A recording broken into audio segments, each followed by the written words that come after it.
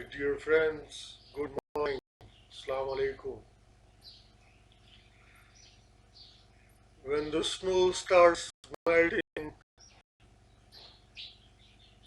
on high peak mountains of Afghanistan and in tribal areas of Pakistan, then plains of Punjab,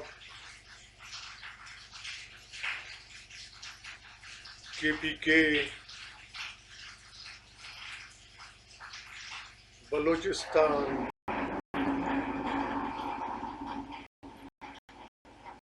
and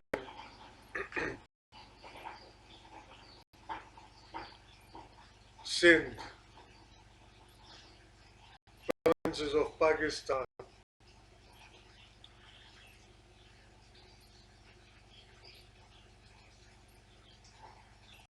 they become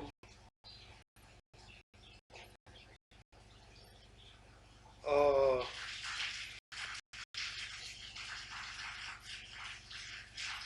favorite target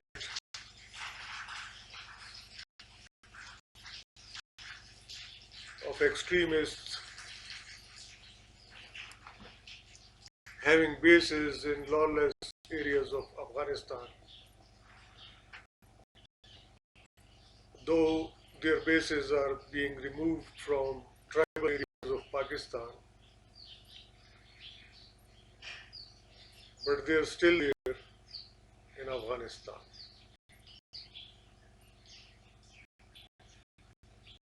Recently, a suicide bomber had launched an attack in front of Punjab Assembly on a crowd in which DIG operations, DIG traffic, and one another police officer were negotiating settlement with the crowd, protesting crowd.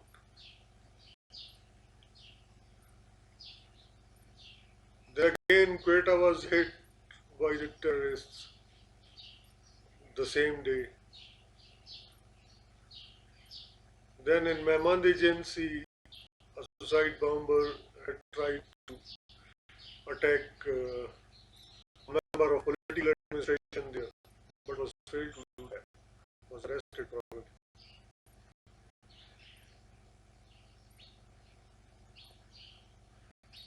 And since long it is all going on like this. I mean,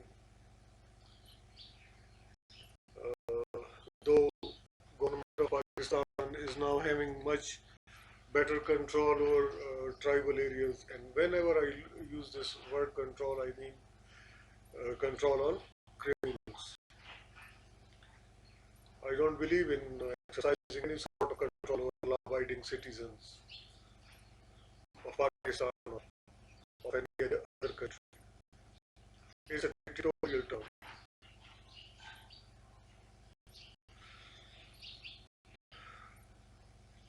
Often dictators they use this term, in other words. Yesterday, an Afghan refugee had lamented before me that he is 30 years old. He had taken birth here in Pakistan, in Kohat. He does not know the language of Afghanistan. His sister is married to an Afridi tribe man of Pakistani origin. And now everyone is telling him that he will be thrown out back to Afghanistan.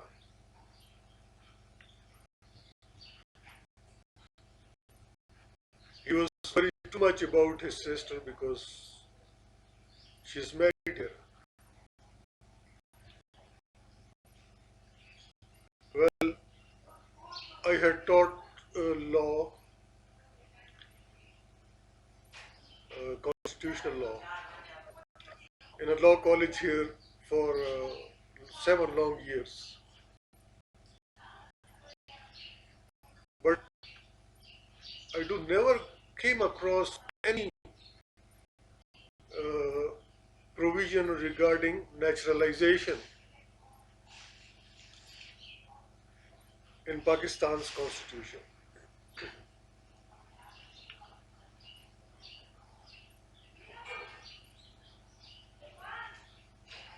In the United States of America, those who got married to the US citizens,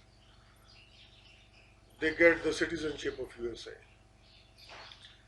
In Pakistan, we don't have any such clause, and that has been defined in US Constitution. The clause regarding naturalization is there. The whole process is being written in the Constitution. It's a well-defined clause in US Constitution, but in Pakistan's Constitution, there is no such clause. So I also felt worried about his sister that, of course, that will be a broken marriage if she is being sent back to Afghanistan and she is the wife of a Pakistani man, and there is no naturalization clause through which I can guide this Afghan refugee regarding future of his sister. I think our provincial assemblies and national assemblies and Senate, National Assembly and Senate shall take this seriously. There shall be a procedure regarding naturalization process. In simple words, the process through which you can grant citizenship to somebody, that process shall be defined in our constitution. That shall be there. Earlier, this issue was raised before me by one Afghan elder, Haji Rahim. He is no more in this world. He is living here in neighborhood, so he came and he said, uh, Prime Minister Zulfikar Ali Bhutto had granted citizenship of Pakistan to mangled Afghan tribe, which was there in settled there in Kuram agency. And please help me. I want to be a citizen of Pakistan. Since long I am here and my business is here.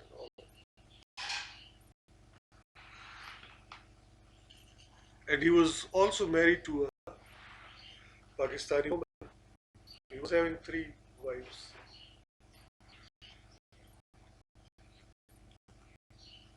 So I told him straight away that that is beyond my jurisdiction. I'm a journalist working for an official news agency, and my full-time job has nothing to do with this business. I don't have that much powers to grant a nationality to any tribe. But whenever there is a parliament filled with representatives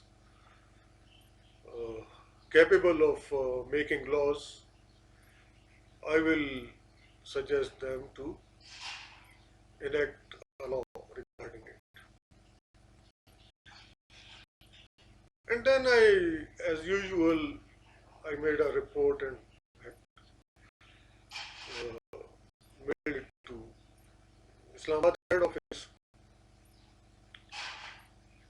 But I never heard that that issue was being raised in legislature. Or probably that report was not taken seriously.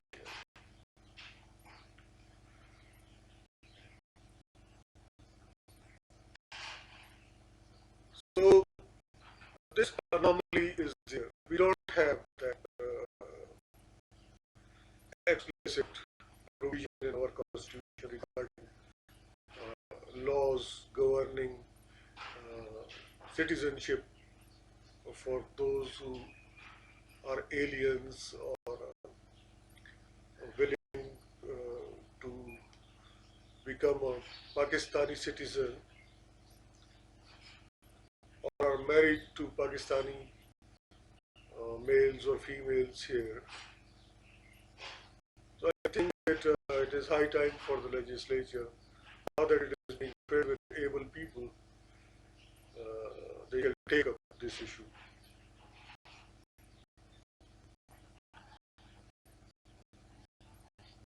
In Kohat, we have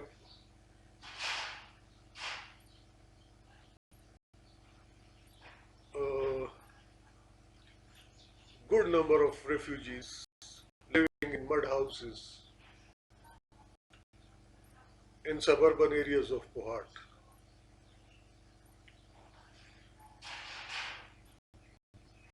From 1979 onwards, they had started pouring in.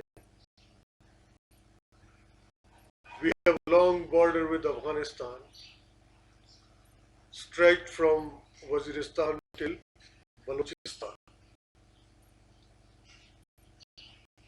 And the border is porous one too. We cannot do fencing on it. Border management process is there now. Pakistan armed forces are trying to manage the whole border between Afghanistan and Pakistan. It's a very lengthy one.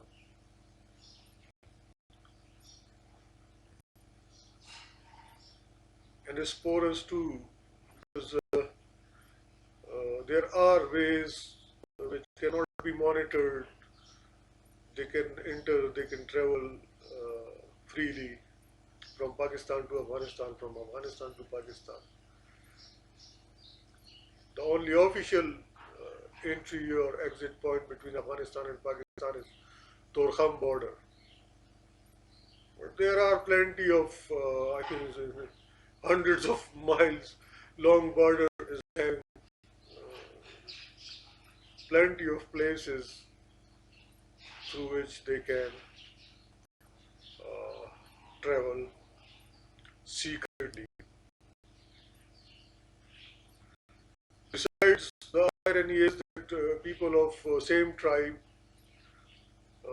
of tribal areas, they are living at Pakistani side of the border and at Afghan side of the border as well.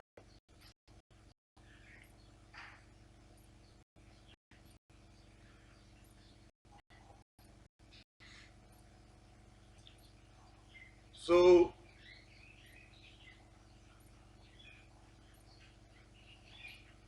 border management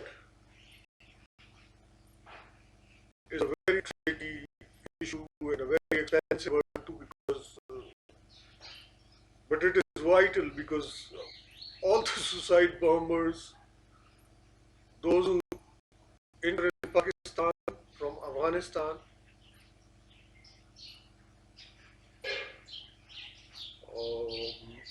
most of the times they have succeeded to hit their targets,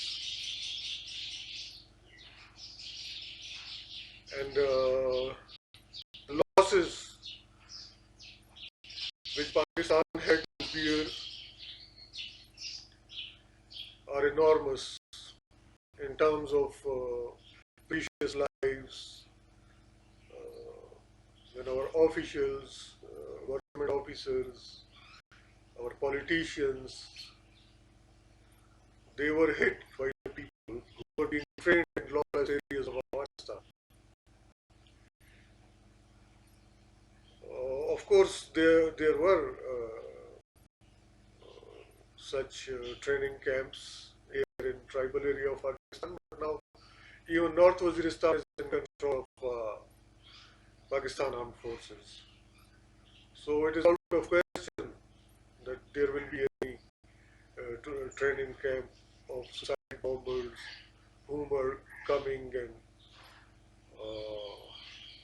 killing our people living in big cities.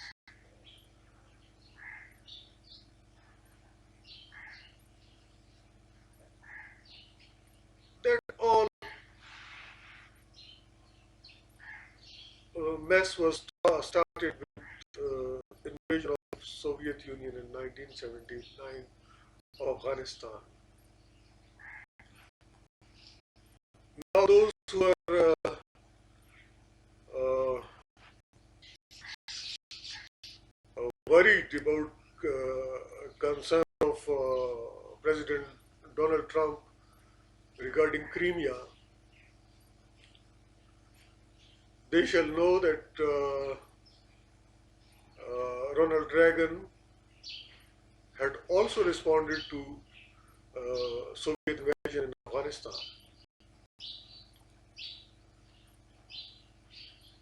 So it is not a new phenomenon. With the help of USA, Pakistan, and some Arab countries, the resistance was launched. Local people were employed. Finally, Soviets were defeated in Afghanistan and were gone back. But then new culture was emerged, uh, which I term as war culture. We have warlords in Afghanistan. Those who are interested, they can see them in BBC videos. Many of them are interviewed and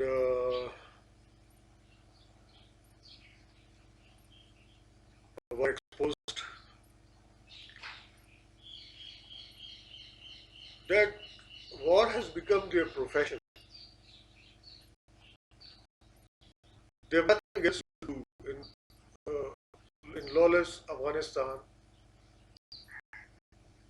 where during the Taliban era, universities, colleges, schools were closed, educated were imprisoned or killed.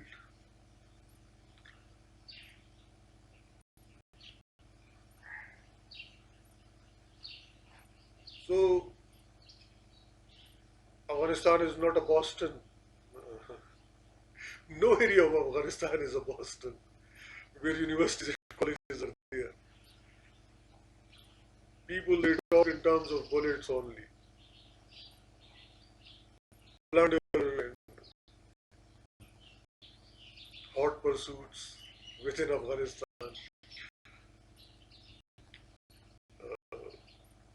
The war culture has been revived. So I have told that refugee who was lamenting about his sister that what will be her future because she is married here. I told him that you go back. Your president and second to him, both are PhDs. They're literate people, and you will be having some good opportunities there in Afghanistan. Afghanistan is in good hands, and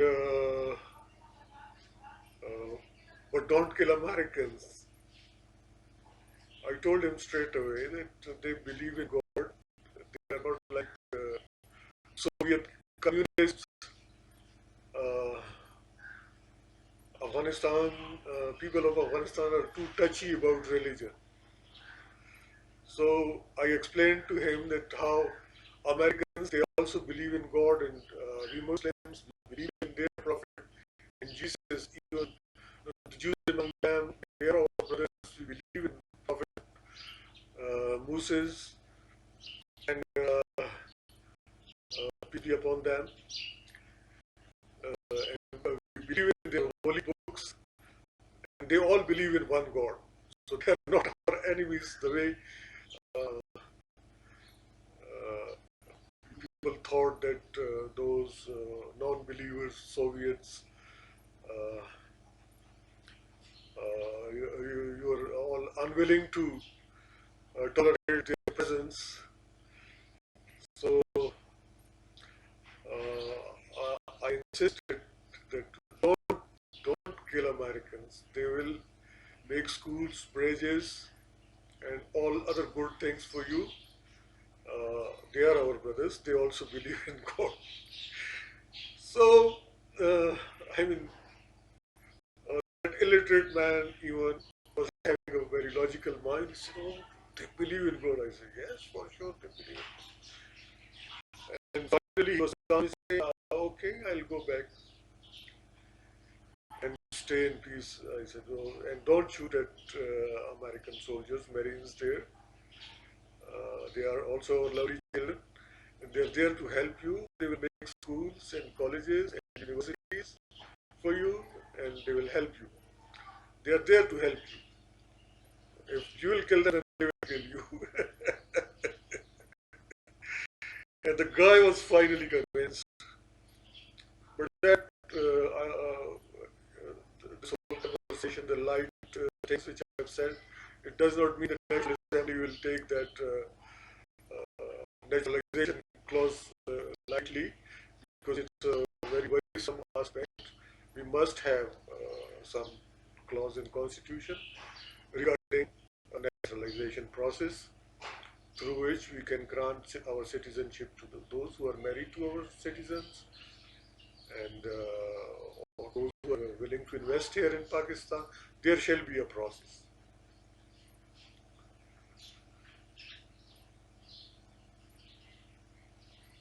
And their return is important in a sense that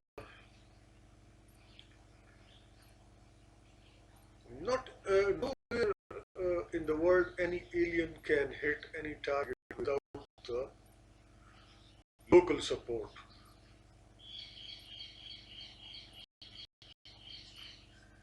Especially those illiterate or illiterate militants, they cannot reach their targets without the local support.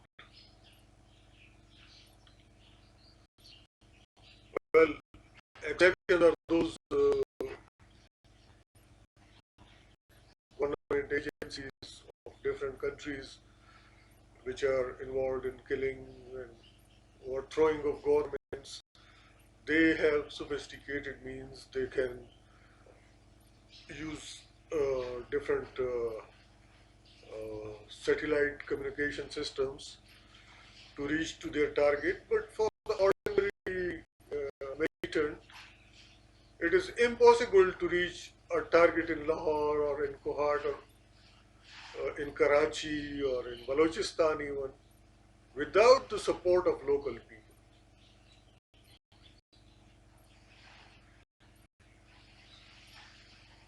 Because they help them to reach the target.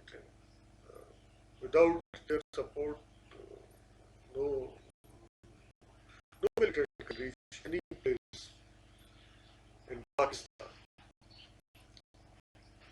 So it's a worrisome aspect. We have some problems. I had highlighted earlier that fascism and Nazism was taken here as democracy in the whole of subcontinent. It is not Pakistan only. In the India case, it is the same. Once you don't have elections within the party, uh, within the political organization, your setup is a fascist one. A one man who is a dictator and is a head of the organization, whether hereditary or uh, chosen one for once. But there's no chosen one. I mean, no. Recently, that Mia Nawaz Sharif, he came up with all that. He is now elected president of this political party. He's the only one in support. A very reasonable man. He's our prime minister too. And despite of having all these powers and all that, he had opted for within the party elections. Very nice man. And all others shall also follow the suit, because militancy and that fascism and Nazism has something to do with it. If we go into the history of political parties, I will not call that. The political party becomes a so-called political party when there is no election within it. That is a fascist organization. That can be called a gang of thugs and goons, of dictators, but cannot be termed as political party. And we do have those so-called political parties. Central and such practices are there in India too, in the neighborhood. So each political party, since long, is having militant wing. Then they have a penetration in universities from where they get fresh blood for militancy, for utilization of their own political purposes within Pakistan.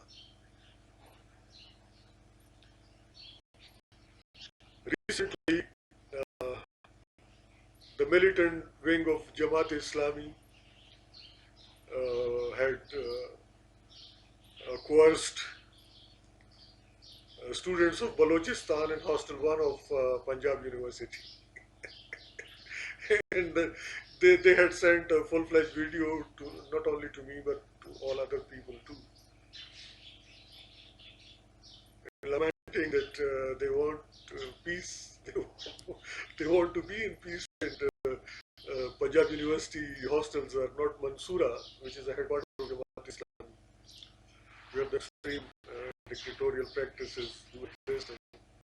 They do have some election system, some electoral process are there, but they have a limited democracy in their ranks, though they keep on changing their laws, but the setup is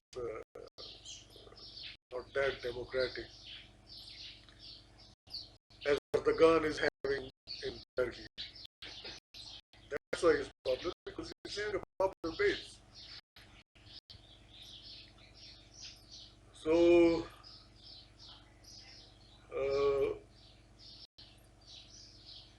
problem is quite complex.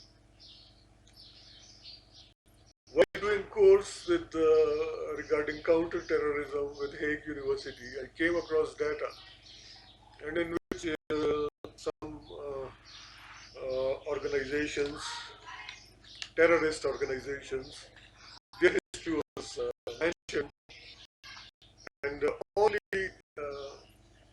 one organization uh, had succeeded in Middle East, in Algeria, to capture power through terror. All other attempts of terrorist organizations to capture power through terror were failed. So far, they are a failure. But obviously, when loss of precious lives is done, and they always try to create as much fear as they can, and they are there to deal with. And here in Pakistan, we do have NACTA now. So what they are trying to communicate it to me and rest of the citizens of Pakistan, that NACTA had informed 1 week before that there is going to be suicide attack in Lahore. Uh, Nobody can exactly uh, spot out the place where the attack will take place. So, to a larger extent, that new intelligence agency of Pakistan was a success, is a success. that at least it can collect information about the movement of suicide bombers and their plans. But I think that we must have the capability to counter them as well and to prevent such attacks. Then we can say that our boys who are getting high salaries, uh, they can justify their salaries to, well, Pakistan, people of Pakistan, they do not hold their leadership or government institutions accountable often. Uh, some sleeping beauty like situation is there because people, people are mostly asleep. And actually, uh, we have from each family of Pakistan, we have people in America who are sending us money. We have members of our families in UAE who are sending us money. So dependence on Pakistan government is not that much here. But I think that,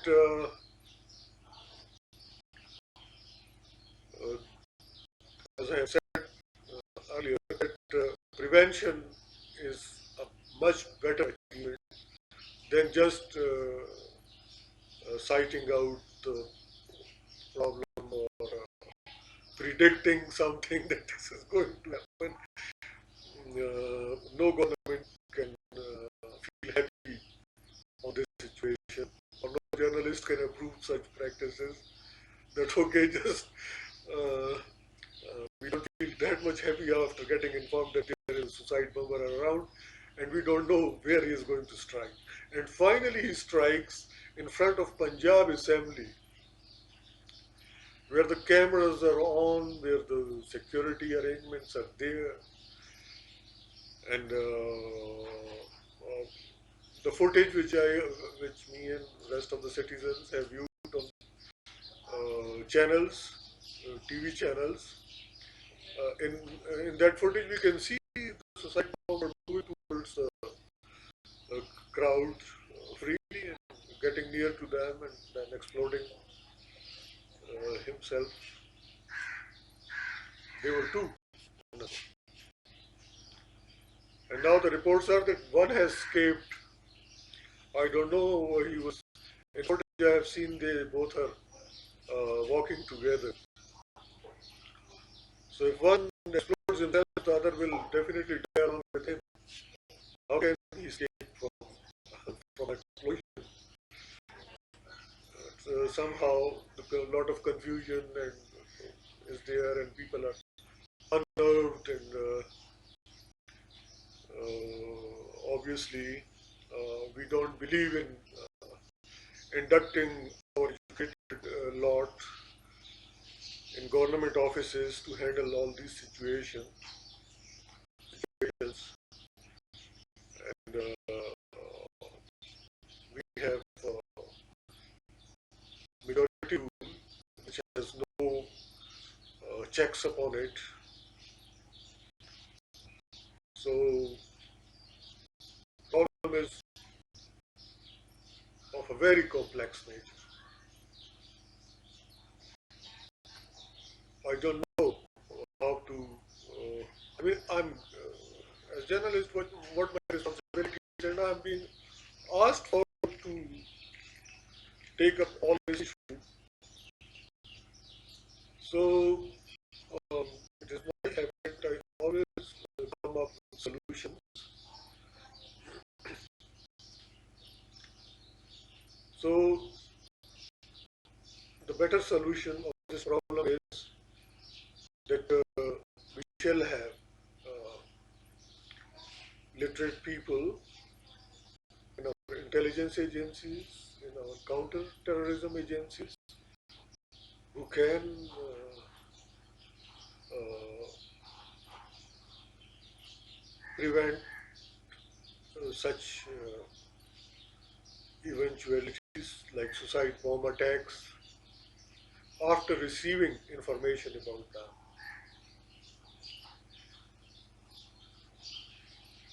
Recently, that Wahid Khan came back from Canada. His dual citizen, he has got dual citizenship. He's citizen of Canada and he's big Khan of Kohart too.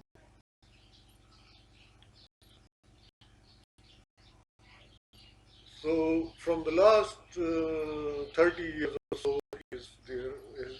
He has raised children in Canada. So he has raised at his arrival here in Kohart. Uh, Accidentally, we had met, uh, and he had raised three questions. One was about Peshawar airport, that even that stair was traveling uh, through which he came out from the plane.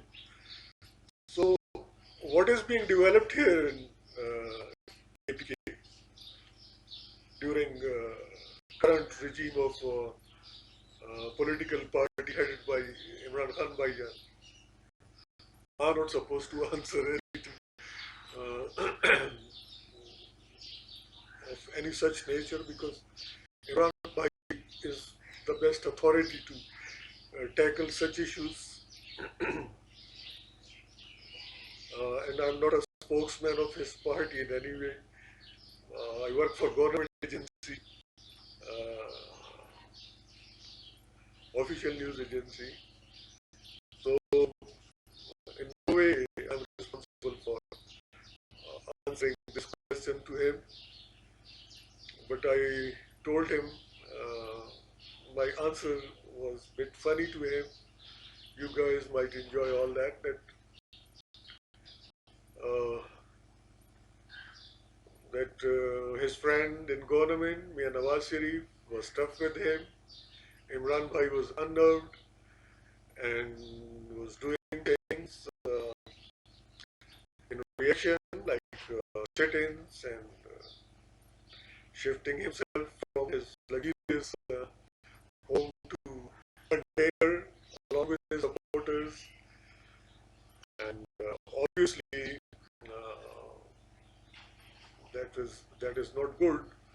What our constitution says that all the citizens are having equal rights, whether they are in opposition or in government, and nobody can stop freedom of movement, or nobody can put any undue pressure or any sort of pressure. And why shall opposition act in a bad manner?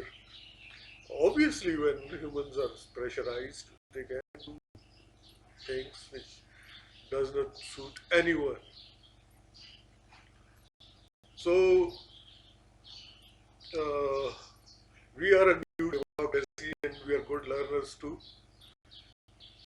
I think that both these friends, Mia Mohammad Nawaz Sharif and Imran Bhai, they will change their behaviors towards each other and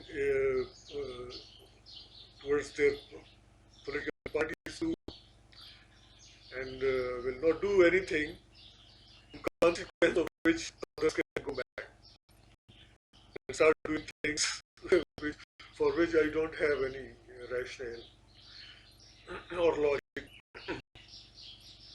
I can't defend such practices. If parliament is there and everybody is out on the street, that is really strange. And when they come to parliament, they start doing scuffles there. Parliament is a place for deliberation, for discussions, for legislation. It's not a wrestling ground.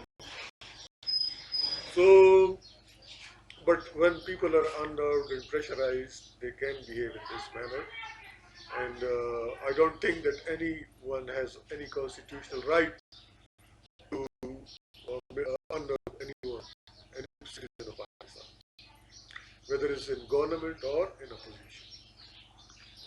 And fundamental rights, civil, economic, and political rights, all are the same for mentioned in Constitution. constitution and are the same for all those who are in government and all those who are in opposition. So all those ugly scenes and wrestling scenes are outcome of ignorance.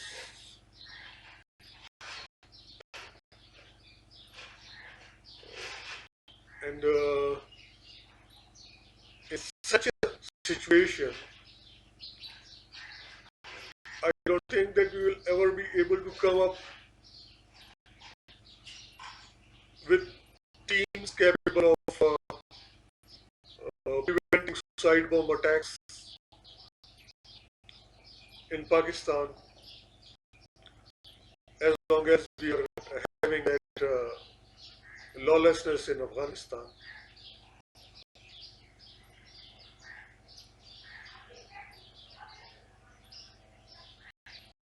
So on Facebook, these questions were raised before me. When they tag the question and then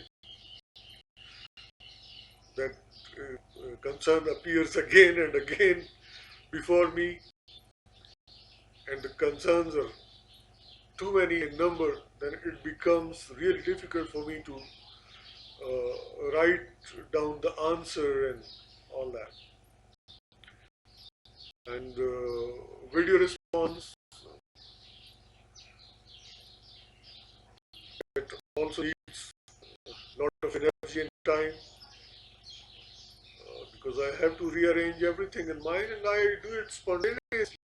I do not spend a lot of time making responses on paper and then memorizing the whole thing and coming up. But I do keep the points in mind raised before me that I have to answer.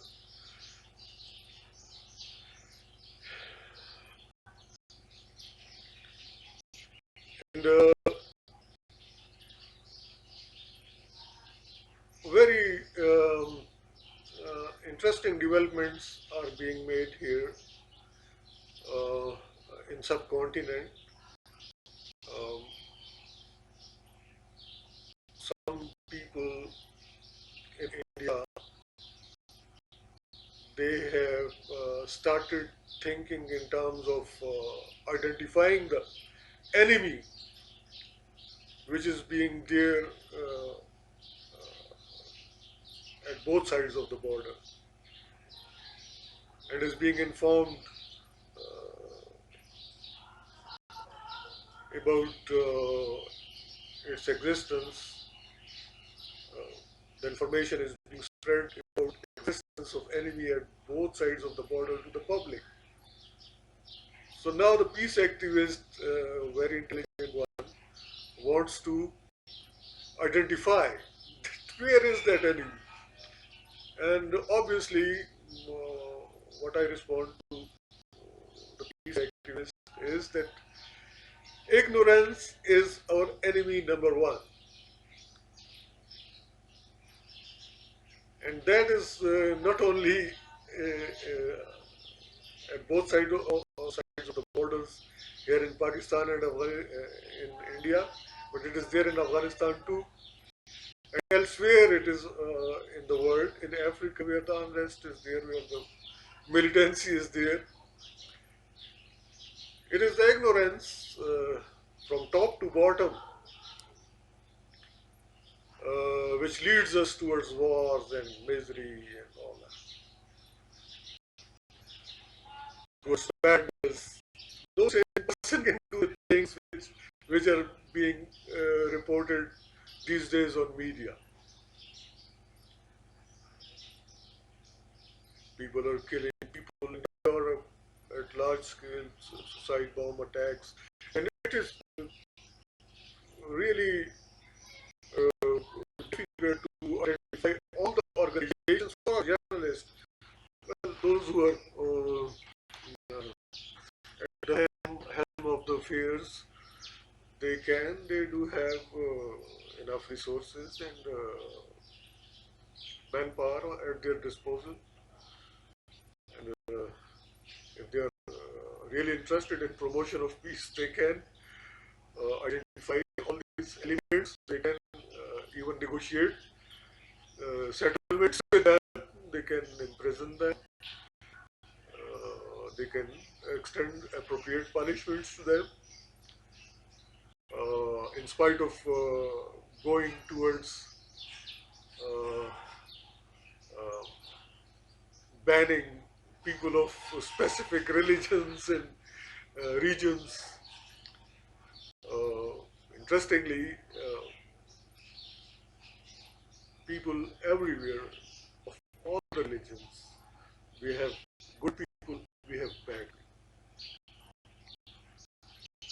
and no religion is bad.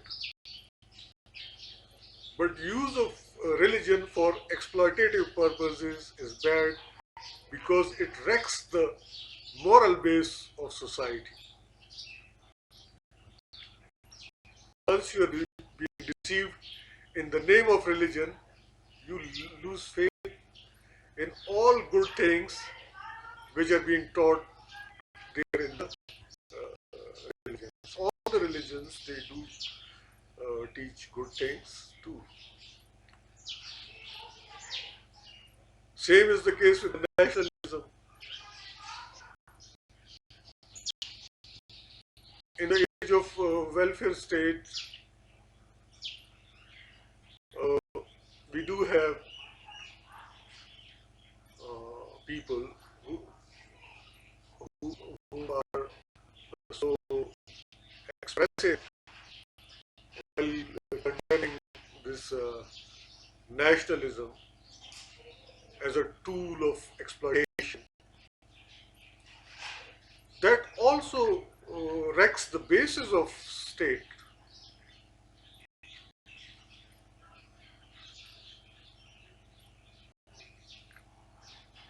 In the name of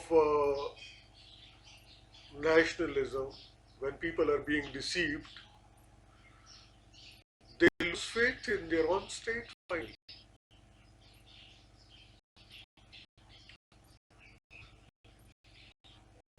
A better course of action is, and which is already prevalent there in Europe, the democracy is there, fundamental rights are given to the people, and welfare states are there.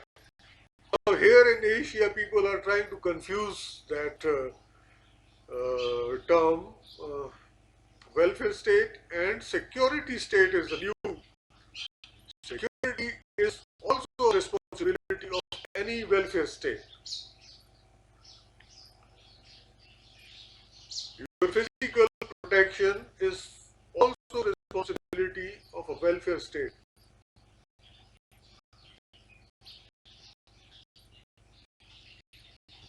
It is the prevailing Nazi and fascist thinking here which make you think like this, that there are security states and there are welfare states. Each state is a welfare state and responsible for security of its people too.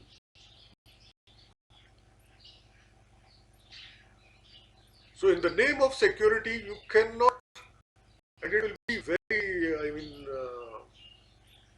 naive practice to take away the fundamental rights of the people in the name of security.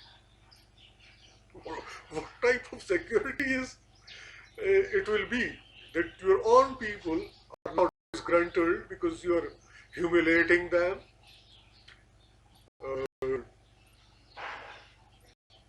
treating them as your slaves, and you expect that there will be security and you are a head of a security state. That term is absurd and I don't believe in that. And the same thinking is that each welfare state is responsible for the security of its people too. I mean, Great Britain, in Great Britain, nobody is insecure. They do have their armed forces, everything is there. They do protect their country, they do protect their people.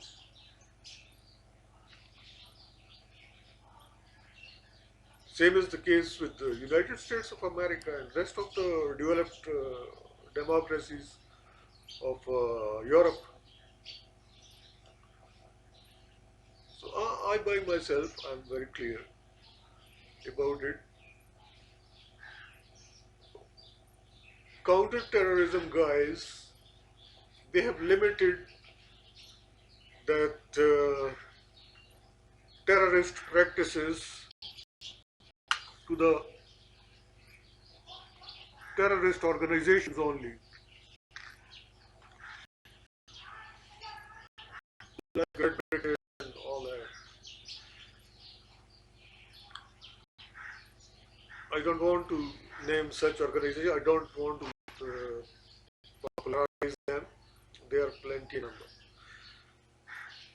So the prudent course of action is that we shall all take our jobs seriously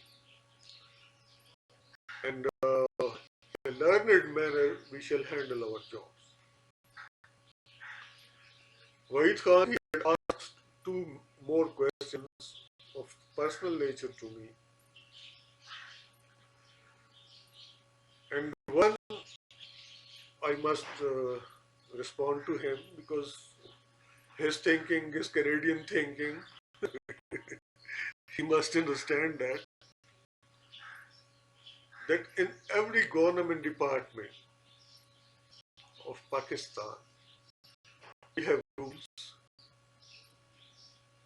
that for 3 to 6 months, whether officer or an official, the employee will be on probationary period, and afterwards either he will be thrown out of job in case of misconduct within these 6 months or 3 months, or he will become, in case of good performance, a permanent officer or a permanent official. Depends upon the rank of a person. They had made me uh, clear probationary periods 4 times in Fire Disaster Management Authority, Peshawar, and Fata Secretariat is also in Pakistan under the rules prevailing in Pakistan. I had completed those probationary periods successfully, had got letters that he is the only bureaucrat who is serving the public interest and all that. My services were uploaded, but finally the notice was being served that 24 people, uh, their contracts are being ended on 31st of December 2013.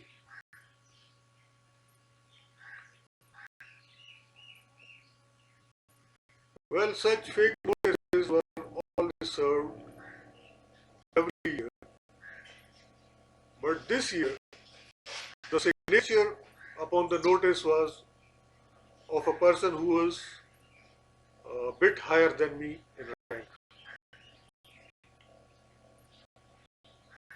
So I was having no other option but to wait, though I knew that this notice is based upon ignorance of somebody, because I had cleared that probationary periods, and now, uh, according to the law, my services are having a permanent status in government books. So, Mr. Wahid Khan, just to avoid scuffles of uh, the nature which were there in Parliament, which were visible, because those guys who were insisting upon it were, most of them were lower in ranks and were going crazy. And they were putting demands which were beyond my powers. And then the man on top was unwilling to meet and resolve the issue. So I'm still an off-duty monitoring officer without salary. And those whom have committed this blunder. They are one was jailed by NAB for a certain period of time, and probably he is free now. But we are not restored. Our salaries are still not there. And I had communicated all this to the chief when a colonel friend of Pakistan Army came with the argument that you are not sitting in your office. And I had delivered him the written stuff in which it is clearly written that your contracts are over. And if the Director General signs uh, the notice, he is above me, one step or two steps above me. I cannot disobey him. And when they issue new orders, I don't know when they will do that, as they have told me that you guys will be informed when your contracts are being done. 2 years are passed. I, I have completed all the formalities. I had informed the head office that my deportation orders till 15 November in Cohort Facilitation Center are over on 15 November 2013. I had informed the organization through written words, and that shall be extended. That extension is not made so far. Even no response came to me in black and white. And government officers, they move through written words. I mean, you can't bully them or you can't push them in a way in private sector people do things. So that is the reason, Mr. Khan, that I'm here in home in the morning. This is my time of doing full-time job, but they are unwilling to uh, restore my position or call me back. And doing that part-time duty of Associated Press of Pakistan, uh, while based here in Guwahati as a correspondent. So I think his concern has been also addressed. That was raised by two other people too, but I don't want to name them. And I don't like to answer this question again and again. I think my position is very clear, and those who were corrupt, they were arrested. But there were some verbal excesses. One person, a corrupt one, and much below than me, had said very annoying words that,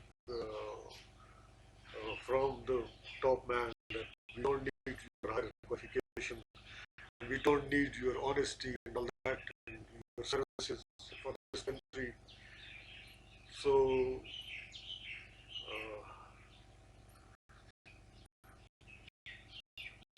no officer can tolerate such things, and we do have many other options. I had completed 6 more courses from American and British universities online, and whenever there will be, whenever I will be called to serve Pakistan, I will do that with dignity and honor. I do serve my country, but humiliation cannot be tolerated until and unless the humiliating element, the ignorant element is there and is making mess out of this country. Don't expect me that I'll stop resisting them or discouraging them.